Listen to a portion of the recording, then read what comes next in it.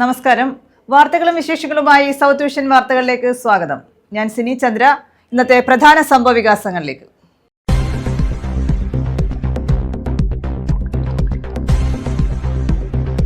നിരോധിത പുകയില ഉൽപ്പന്നങ്ങൾ പിടികൂടി. കൊല്ലം കണ്ണനല്ലൂർ കൈരളി ജംഗ്ഷന് സമീപത്തു നിന്നുമാണ് പുകയില ഉൽപ്പന്നങ്ങൾ പിടികൂടിയത്. 19 ചാക്കുകളിലായാണ് ഇത് സൂക്ഷിച്ചിരുന്നത്.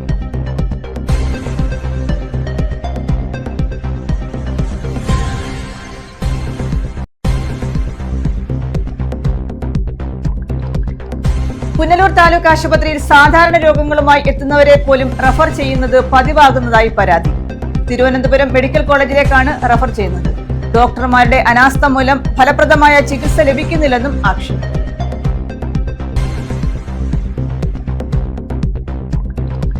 വനിതാ വിശ്രമ കേന്ദ്രം തുറന്നു നൽകാത്തതിൽ പ്രതിഷേധം ഉയരുന്നു. അഞ്ചൽ ബസ് സ്റ്റാൻഡിൽ നിർമ്മിച്ച വനിതാ വിശ്രമ കേന്ദ്രമാണ് തുറന്നു നൽകാത്തത്. ലക്ഷങ്ങൾ മുടക്കിയാണ് വിശ്രമ കേന്ദ്രം നിർമ്മിച്ചത്.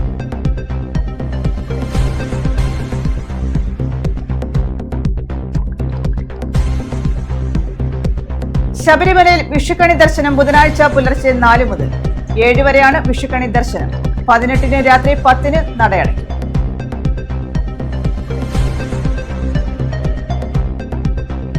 വിശദമായ വാർത്തകളിലേക്ക്. നിരോധിത പുകയില ഉൽപ്പന്നങ്ങൾ പിടികൂടി. കൊല്ലം കണ്ണനല്ലൂർ കൈരളി ജംഗ്ഷന് സമീപം ആളൊഴിഞ്ഞ പുരയിടത്തിൽ നിന്നുമാണ് പുകയില ഉൽപ്പന്നങ്ങൾ പിടികൂടിയത്. 19 ചാക്കുകളിലായാണ് ഇത് സൂക്ഷിച്ചിരുന്നത്. കൊല്ലം കണ്ണനല്ലൂർ കൈരളി ജംഗ്ഷന് സമീപം ആളൊഴിഞ്ഞ പുരയിടത്തിൽ നിന്നുമാണ് 12 ലക്ഷം രൂപയുടെ പുകയില ഉൽപ്പന്നങ്ങൾ പിടികൂടിയത്. 19 ചാക്കുകളിലായാണ് ഇവ പിടിച്ചെടുത്തത്. കഴിഞ്ഞ 10-ന് രാവിലെ ആളൊഴിഞ്ഞ പുരയിടത്തിൽ കണ്ട ആലപ്പുഴ സ്വദേശിയുടെ വാഹനം തിങ്കളാഴ്ച രാവിലെയും അവിടെ തന്നെ കിടക്കുകയായിരുന്നു. ഇതേ തുടർന്ന് സമീപവാസികൾ കണ്ണനല്ലൂർ പോലീസിൽ വിവരമറിയിച്ചു. തുടർന്ന് പോലീസ് നടത്തിയ അന്വേഷണത്തിലാണ് നിരോധിത പുകയില ഉൽപ്പന്നങ്ങൾ പിടികൂടിയത്. ഇത് ഇലക്ഷൻ്റെ തൊട്ട് പിറ്റേന്ന്, അതായത് വെള്ളിയാഴ്ച രാവിലെ മുതൽ ഈ വാഹനം ഈ പ്രോപ്പർട്ടിയിൽ കാണുന്നു. ഇതിപ്പോൾ എൻ്റെ ഒരു ബന്ധുവിൻ്റെ പ്രോപ്പർട്ടിയാണ്. അവൻ കോഴിക്കോട് എയർപോർട്ടിൽ വർക്ക് ചെയ്യുക. അപ്പോൾ ഇന്നലെ രാത്രി എന്നെ വിളിച്ച് ഇതൊന്ന് എന്താണെന്ന് തിരക്കാൻ പറഞ്ഞു. അങ്ങനെ ഞാനിത് വന്നപ്പോൾ ഈ വണ്ടി ഇങ്ങനെ കിടക്കുന്ന 4 ദിവസമായി. ഈ പരിസരത്തുള്ളവരൊന്നും അല്ല. അങ്ങനെ ഞാൻ കണ്ണനല്ലൂർ പോലീസിൽ അറിയിച്ചു. അവർ വന്നു. അവരുടെ പരിശോധനയിലാണ് ഇത് ഈ നിരോധിത ലഹരി പദാർത്ഥങ്ങളാണെന്ന് അവരുടെ പരിശോധനയിൽ കണ്ടു.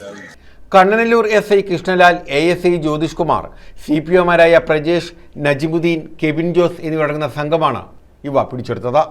ന്യൂസ് ബ്യൂറോ, കൊല്ലം. വാർഷികാഘോഷ പരിപാടികൾ സമാപിച്ചു. Chavara BC creative centre and ലൈബ്രറിയുടെ വാർഷിക പരിപാടികളാണ് സമാപിച്ചത്. സാംസ്കാരിക സദസ്സും നടത്തി. Chavara BC creative centre and ലൈബ്രറിയുടെ 6ാമത് വാർഷിക പരിപാടികളാണ് സമാപിച്ചത്. ഇതിന്റെ ഭാഗമായി സാംസ്കാരിക സദസ്സും സംഘടിപ്പിച്ചു. ചെറുകഥാകൃത്തും തിരക്കഥാകൃത്തുമായ സന്തോഷ് എച്ചുകാനം, നോവലിസ്റ്റും തിരക്കഥാകൃത്തുമായ വിനോയ് തോമസ്, അഭിനേത്രിയും എഴുത്തുകാരിയുമായ അശ്വതി ശ്രീകാന്ത് എന്നിവരാണ് സാംസ്കാരിക സദസ്സിൽ പങ്കെടുത്തത്. ചവറ A ബാലചന്ദ്രൻ സ്മൃതി കവിതാ പുരസ്കാരം നേടിയ ഹേമാറ്റി തൃക്കാക്കരയ്ക്ക് പുരസ്കാരം സന്തോഷ് ഏച്ചുകാനം സമ്മാനിച്ചു. ലൈബ്രറിയിലെ മികച്ച വായനക്കാർക്ക് നൽകുന്ന വിദ്യാരേവതി അവാർഡ്, ക്വിസ് മത്സര വിജയികൾക്കുള്ള അവാർഡുകൾ, വിവിധ ആദരവുകൾ എന്നിവയും നടന്നു. BC library president CA Sarathchandran അധ്യക്ഷത വഹിച്ചു. പ്രിജി, രജിത S തുടങ്ങിയവർ പങ്കെടുത്തു. ബാലോത്സവം, UP ഹൈസ്കൂൾ, ഹയർ സെക്കൻഡറി വിഭാഗങ്ങൾക്ക് വേണ്ടിയുള്ള ക്വിസ് മത്സരം, PS കൃഷ്ണകുമാറിന്റെ നൂറ്റാണ്ടുകളുടെ നടകളിൽ എന്ന പുസ്തകത്തിന്റെ ചർച്ച എന്നിവയും സംഘടിപ്പിച്ചു.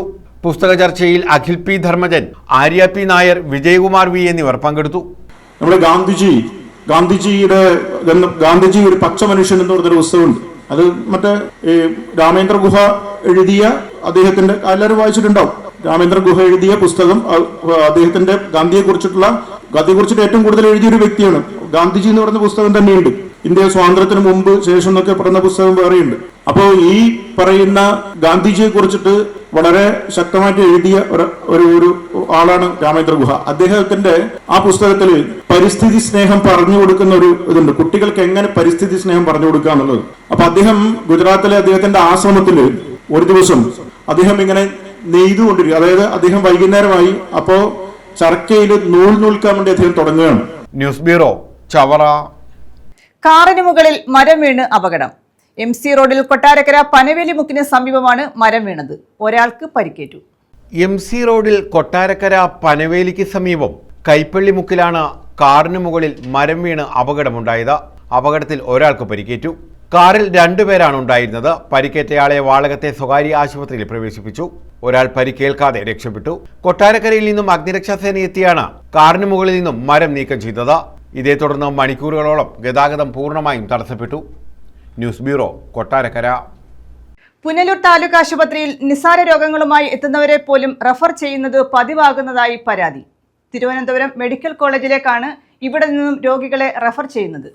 കഴിഞ്ഞ ദിവസം കൈമുറിഞ്ഞ പുനലൂർ സ്വദേശി സാവിത്രി അമ്മയെയും മെഡിക്കൽ കോളേജ് ആശുപത്രിയിലേക്ക് റഫർ ചെയ്തിരുന്നു. സാധാരണക്കാർ ആശ്രയിക്കുന്ന ആശുപത്രിയിൽ ഡോക്ടർമാരുടെ അനാസ്ഥയാണ് ഫലപ്രദമായ ചികിത്സ ലഭിക്കാത്തതിന് പിന്നിലെന്നും ആക്ഷേപമുണ്ട്. പുനലൂർ താലൂക്ക് ആശുപത്രിയിലെത്തുന്ന രോഗികളെയാണ് നിസാര പ്രശ്നങ്ങൾക്ക് പോലും തിരുവനന്തപുരം മെഡിക്കൽ കോളേജ് ആശുപത്രിയിലേക്ക് റഫർ ചെയ്യുന്നതായി ആക്ഷേപമുയർന്നിട്ടുള്ളത്. രാവിലെ 8 മുതൽ ഉച്ചയ്ക്ക് 1 വരെയാണ് ഡോക്ടർമാരുടെ പ്രവർത്തന സമയം. എങ്കിലും പലരും ഡ്യൂട്ടിക്ക് എത്തുന്നത് 10 മണിയോടെയാണ്. അതിൽ ചിലരാകട്ടെ നേരത്തെ മടങ്ങുകയും ചെയ്യുന്നു. ചികിത്സ തേടിയെത്തുന്ന രോഗികളിൽ വലിയൊരു വിഭാഗത്തെ തിരുവനന്തപുരം മെഡിക്കൽ കോളേജ് ആശുപത്രിയിലേക്ക് റഫർ ചെയ്യുന്നത് പതിവാണ്. കഴിഞ്ഞ ദിവസം പുനലൂർ സ്വദേശി സാവിത്രി അമ്മയെ കൈമുറിഞ്ഞ നിലയിൽ ആശുപത്രിയിൽ എത്തിച്ചപ്പോഴും ഇവരെ തിരുവനന്തപുരം മെഡിക്കൽ കോളേജ് ആശുപത്രിയിലേക്ക് റഫർ ചെയ്തു. തേങ്ങ പൊതിച്ചപ്പോഴാണ് ഇവരുടെ കൈമുറിഞ്ഞത്. റഫർ ചെയ്തതോടെ സാവിത്രി അമ്മയും കൂടെ ഉണ്ടായിരുന്നവരും പരിഭ്രാന്തരായി. എക്സ്റേ എടുത്തപ്പോൾ കുഴപ്പമൊന്നും ഇല്ലാതിരുന്ന സാഹചര്യത്തിൽ നഖം നീക്കി സ്റ്റിച്ച് ചെയ്യേണ്ട കാര്യം മാത്രമാണ് ഉണ്ടായിരുന്നത്.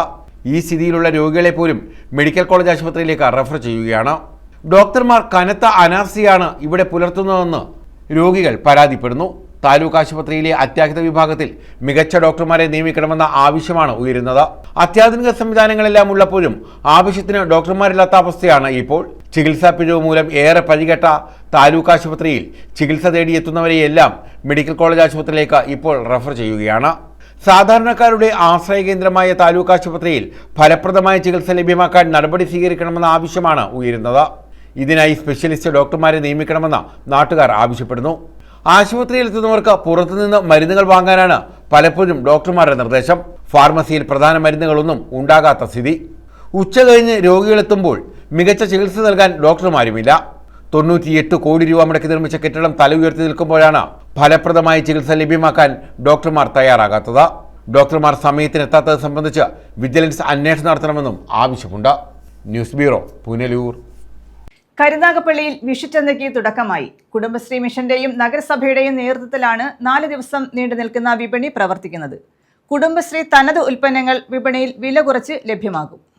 കരുനാഗപ്പള്ളിയിൽ വിഷുചന്തയ്ക്ക് തുടക്കമായി. കുടുംബശ്രീ മിഷന്റെയും നഗരസഭയുടെയും നേതൃത്വത്തിലാണ് 4 ദിവസത്തെ വിഷുചന്തയ്ക്ക് തുടക്കം കുറിച്ചത്. കുടുംബശ്രീ പ്രവർത്തകരുടെ തനതുൽപ്പന്നങ്ങൾ വിപണിയിൽ വില കുറച്ച് ലഭിക്കും. നഗരസഭയിൽ 200ഓളം കുടുംബശ്രീ യൂണിറ്റുകളാണ് ഉള്ളത്. വിവിധതരം അച്ചാറുകൾ, പച്ചക്കറി, പലഹാരങ്ങൾ, ശുദ്ധമായ വെളിച്ചെണ്ണ തുടങ്ങിയവ വിൽപ്പനയ്ക്കായി എത്തിച്ചിട്ടുണ്ട്. 15-ന് വിഷു വിപണി സമാപിക്കും. 3 ദിവസത്തെ ചന്തയാണ് ഇവിടെ നടത്തുന്നത്. കുടുംബശ്രീ മിഷൻ ഉത്സവ സീസണുകളിൽ, പ്രത്യേകിച്ച് ഓണം, ക്രിസ്മസ്, വിഷു തുടങ്ങിയ ഉത്സവ സീസണുകളിൽ നമ്മുടെ സംരംഭകർക്ക് വരുമാനം ഉണ്ടാക്കുക, കുടുംബശ്രീ ഉൽപ്പന്നങ്ങൾ സമൂഹത്തിലേക്ക് എത്തപ്പെടുക എന്നുള്ള ലക്ഷ്യത്തോടു കൂടിയിട്ടാണ് കുടുംബശ്രീ മിഷൻ ഈ മേളകൾ സംഘടിപ്പിക്കുന്നത്. നമ്മുടെ സംരംഭകർക്ക് നല്ലൊരു വരുമാന മാർഗം കൂടിയാണ് നമ്മളുടെ ഈ മേളയില് തനത് ഉൽപ്പന്നങ്ങളാണ് മെയിനായിട്ട് നമ്മൾ പ്രദർശിപ്പിക്കുകയും വിൽപ്പന നടത്തുകയും ചെയ്യുന്നത്. അതോടൊപ്പം തന്നെ കണി ഐറ്റംസും നമ്മൾ വിഷുവിനോടനുബന്ധിച്ച് നടത്തുന്നുണ്ട്. കർഷകരിൽ നിന്നും നേരിട്ട് ശേഖരിക്കുന്ന ഉൽപ്പന്നങ്ങളാണ് നമ്മൾ കണി വിഭവങ്ങളായിട്ട് ഇവിടെ വിതരണം ചെയ്യുന്നത്. നമ്മുടെ സംരംഭകർക്ക് വരുമാനം ഉണ്ടാക്കുക, അതോടൊപ്പം നമ്മുടെ സമൂഹത്തിലെ വിഷരഹിതമായ കുടുംബശ്രീ ഉൽപ്പന്നങ്ങൾ ഉണ്ടാക്കുക, അത് വിൽപ്പന നടത്തുക, വരുമാനം ഉണ്ടാക്കുക എന്നതാണ് കുടുംബശ്രീയുടെ ലക്ഷ്യം. News bureau, Karunagappally. വിഷു വിപണനമേള ആരംഭിച്ചു. പന്മന ഗ്രാമപഞ്ചായത്ത് കുടുംബശ്രീയുടെ നേതൃത്വത്തിൽ ഇടപ്പള്ളിക്കോട്ടയിലാണ് വിഷു വിപണനമേള ആരംഭിച്ചത്. പന്മന ഗ്രാമപഞ്ചായത്ത് കുടുംബശ്രീയുടെ നേതൃത്വത്തിലാണ് വിഷു വിപണനമേളയ്ക്ക് തുടക്കമായത്. ഇടപ്പള്ളിക്കോട്ടയിലാണ് വിപണനമേള ആരംഭിച്ചത്. ഗ്രാമപഞ്ചായത്ത് പ്രസിഡന്റ് സന്തോഷ് തുപ്പാശ്ശേരി ഉദ്ഘാടനം നിർവഹിച്ചു. നാടിൻ്റെ വിഷു പുലരിയിലേക്ക്, ഒരു പുതുവർഷ പുലരിയിലേക്ക് നാം കടക്കുകയാണ്. ഏറെ സന്തോഷത്തോടും പ്രതീക്ഷയോടും നല്ല കണി കൊണ്ടുവരാൻ ആഗ്രഹിക്കുന്ന ഒരു ജനതയുടെ ആകെ ഉത്സവമാണ് വിഷു എന്നത്. സ്വാഭാവികമായും ഈ വിഷു പുലരിയെ വരവേൽക്കാൻ പന്മന കുടുംബശ്രീയുടെ നേതൃത്വത്തിൽ തയ്യാറാക്കിയ ഒരു വിഷു ചന്തയാണ്, വിപണന മേളയാണ് ഇന്നിവിടെ സംഘടിപ്പിക്കപ്പെട്ടിട്ടുള്ളത്. എന്തുകൊണ്ടും ഈ വിഷുവിനെ വരവേൽക്കാൻ വളരെ നേരത്തെ തന്നെ തയ്യാറെടുപ്പുകൾ നടത്തി ഈ സംരംഭത്തിന് നേതൃത്വം കൊടുക്കുന്ന മുഴുവൻ CDS അംഗങ്ങൾ, അതുപോലെ തന്നെ കുടുംബശ്രീയുടെയും മറ്റു ഭാരവാഹികൾ, എല്ലാവരെയും പ്രത്യേകമായി അഭിനന്ദിച്ചുകൊണ്ട് എല്ലാവർക്കും വിഷുദിനാശംസകൾ നേർന്നുകൊണ്ട് വൈസ് പ്രസിഡന്റ് ഷംന റാഫി അധ്യക്ഷത വഹിച്ചു. വികസന സ്റ്റാൻഡിംഗ് കമ്മിറ്റി ചെയർപേഴ്സൺ അൻവർ കാട്ടിൽ, ആരോഗ്യ വിദ്യാഭ്യാസ standing committee chairperson Sukanya, Taj Porookkara, Suja Shibu തുടങ്ങിയവർ പങ്കെടുത്തു. News bureau, Chavara. അമ്മയ്ക്കൊപ്പം ബൈക്കിൽ യാത്ര ചെയ്യുകയായിരുന്ന യുവാവ് അപകടത്തിൽ മരിച്ചു. അടൂർ ഏനാത്ത് മണ്ണടി ചരുവിള പുത്തൻ വീട്ടിൽ ഷാനവാസ് സീന ദമ്പതികളുടെ മകൻ അംജത്താണ് മരിച്ചത്. 23 വയസ്സായിരുന്നു. കൊല്ലം പത്തനംതിട്ട അതിർത്തിയായ 7 മൈൽ ജംഗ്ഷനിൽ ബൈക്ക് കാറുമായി കൂട്ടിയിടിക്കുകയായിരുന്നു. സിനിമാ പറമ്പിലുള്ള സഹോദരന്റെ വീട്ടിലേക്ക് പോവുകയായിരുന്നു സീനത്തും മകനും. കാർ ഓടിച്ചിരുന്ന കൊല്ലം അയത്തിൽ കുറ്റിച്ചിറ തണൽ വീട്ടിൽ ഹരികുമാറിനെ പോലീസ് അറസ്റ്റ് ചെയ്തു. ഓച്ചിറയിൽ എലിവേറ്റഡ് ഹൈവേ നിർമ്മിക്കണമെന്ന് ഓച്ചിറ പരബ്രഹ്മ ക്ഷേത്ര പ്രവർത്തക സമിതി ആവശ്യപ്പെട്ടു. ഓച്ചിറയിൽ അടിപ്പാത പര്യാപ്തമല്ലെന്ന് യോഗം ചൂണ്ടിക്കാട്ടി. ഓച്ചിറ പരബ്രഹ്മ ആശുപത്രിയുടെ മുൻവശം ഹൈവേ നിർമ്മാണവുമായി ബന്ധപ്പെട്ട് അടച്ചിട്ടത് തുറക്കണമെന്നും യോഗം ആവശ്യപ്പെട്ടു. ഓച്ചിറ ക്ഷേത്രത്തിൽ നിന്നും എല്ലാ മാസവും ശബരിമലയ്ക്കുണ്ടായിരുന്ന KSRTC ബസ് സർവീസ് പുനഃസ്ഥാപിക്കണമെന്നും പ്രവർത്തക സമിതി യോഗം ആവശ്യം ഉന്നയിച്ചു.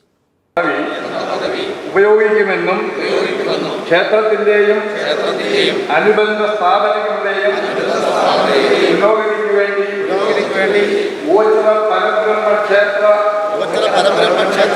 ഭരണ നിബന്ധനകൾക്ക് വിധേയമായും എന്റെ പരമാവധി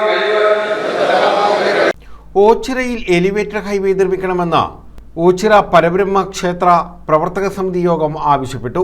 ലക്ഷക്കണക്കിന് ആളുകൾ പങ്കെടുക്കുന്ന വിവിധ ഉത്സവങ്ങൾ നടക്കുന്ന ഓച്ചിറയിൽ അടിപ്പാത പര്യാപ്തമല്ല. ഉത്സവ സമയങ്ങളിൽ വലിയ തിരക്കുള്ളപ്പോൾ കോട്ട പോലെ 2 വശവും കെട്ടിയാലുണ്ടാകുന്ന അപകടം ചെറുതല്ല. ഇതിന്റെ ഗൗരവം മനസ്സിലാക്കി എലിവേറ്റർ ഹൈവേ നിർമ്മിക്കണമെന്നാണ് പ്രവർത്തക സമിതി യോഗം ആവശ്യപ്പെട്ടത്.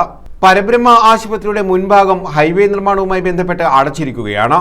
നിലവിൽ കിലോമീറ്ററുകളോളം സഞ്ചരിച്ച് ചുറ്റിക്കറങ്ങി വേണം ആശുപത്രിയിലെത്താൻ.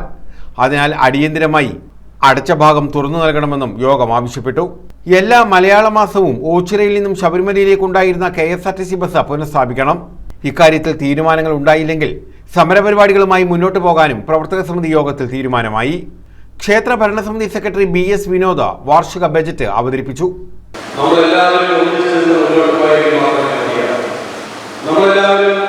ഒരു വലിയ മത്സരത്തിൽ കൂടി കടന്നു വന്നവരാണ്.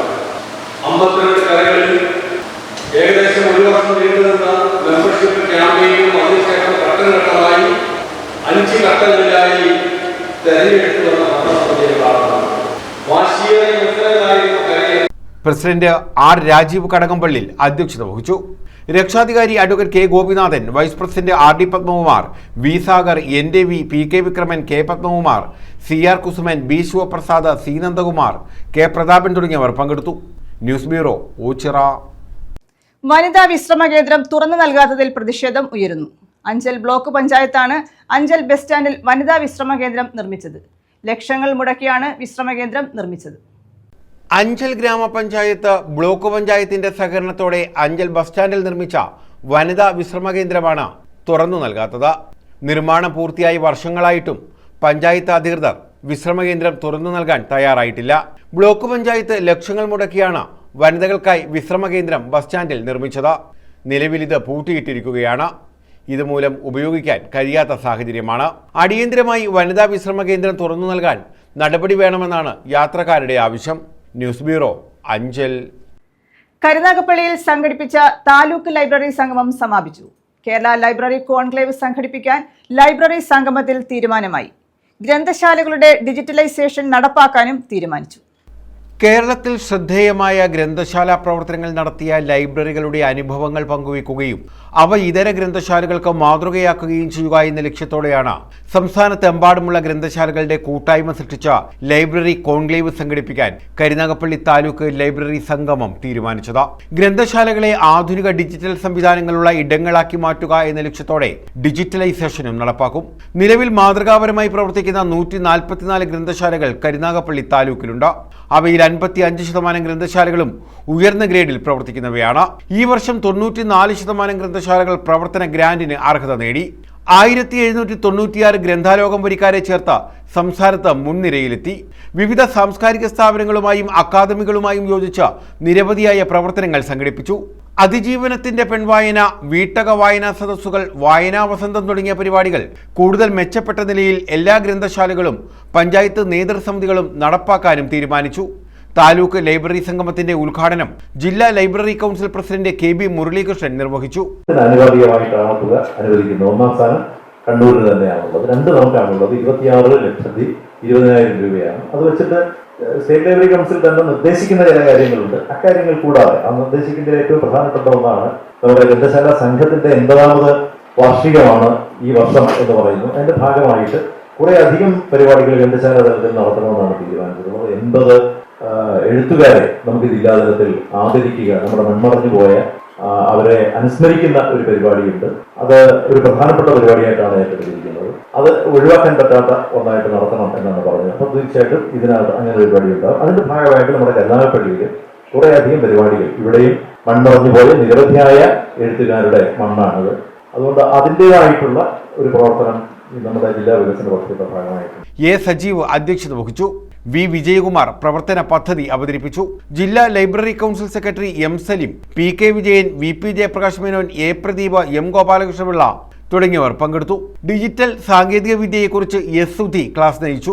അവിടെ തന്നെ ഭരണകൂടം നിലനിൽക്കുന്ന കാലത്ത് അവിടെ എഴുതിയിട്ട് എന്തെങ്കിലും തരത്തിലൊരു പിഴവ് അതിൽ വന്നു കഴിഞ്ഞാൽ സാധാരണ ഒരു ചരിത്ര പുസ്തകം വായിച്ച് നമ്മൾ ആ ചരിത്രത്തിന്റെ സത്യസന്ധതയെ അടയാളപ്പെടുത്തുന്നത് പോലെയല്ല ഒരു ഫിക്ഷനിൽ നാം ഒരു ചരിത്രത്തെ ആവിഷ്കരിക്കുമ്പോൾ ഉണ്ടാകുന്ന അപകടം.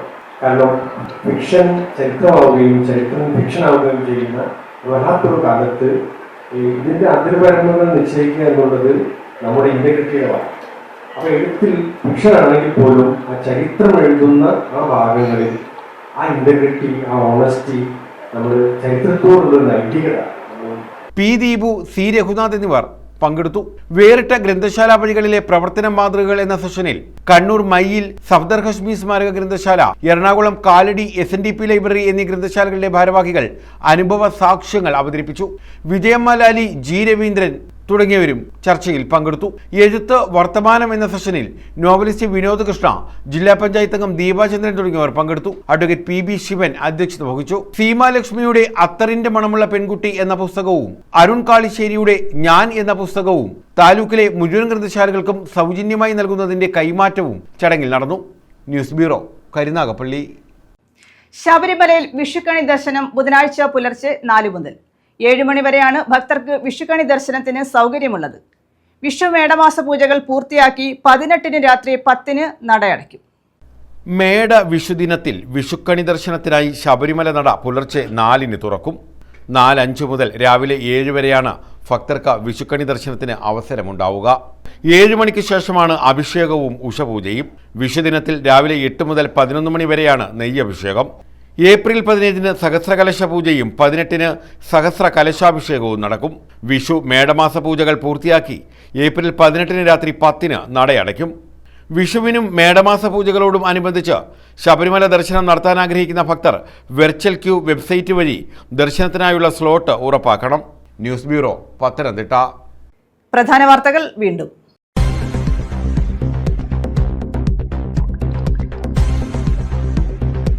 നിരോധിത പുകയില ഉൽപ്പന്നങ്ങൾ പിടികൂടി. കൊല്ലം കണ്ണനല്ലൂർ കൈരളി ജംഗ്ഷന് സമീപത്തു നിന്നുമാണ് പുകയില ഉൽപ്പന്നങ്ങൾ പിടികൂടിയത്. 19 ചാക്കുകളിലായാണ് ഇത് സൂക്ഷിച്ചിരുന്നത്.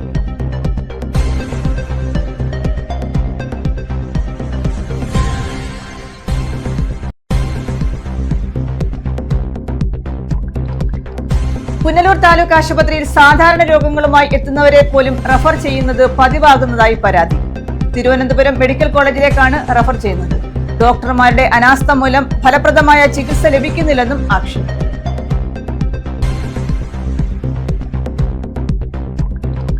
വനിതാ വിശ്രമ കേന്ദ്രം തുറന്നു നൽകാത്തതിൽ പ്രതിഷേധം ഉയരുന്നു. അഞ്ചൽ ബസ് സ്റ്റാൻഡിൽ നിർമ്മിച്ച വനിതാ വിശ്രമ കേന്ദ്രമാണ് തുറന്നു നൽകാത്തത്. ലക്ഷങ്ങൾ മുടക്കിയാണ് വിശ്രമ കേന്ദ്രം നിർമ്മിച്ചത്.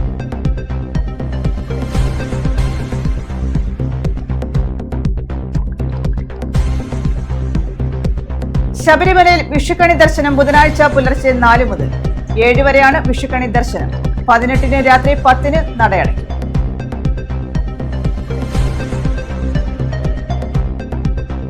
ഈ വാർത്താ ബുള്ളറ്റിൻ പൂർണ്ണമാകുന്നു. നമസ്കാരം.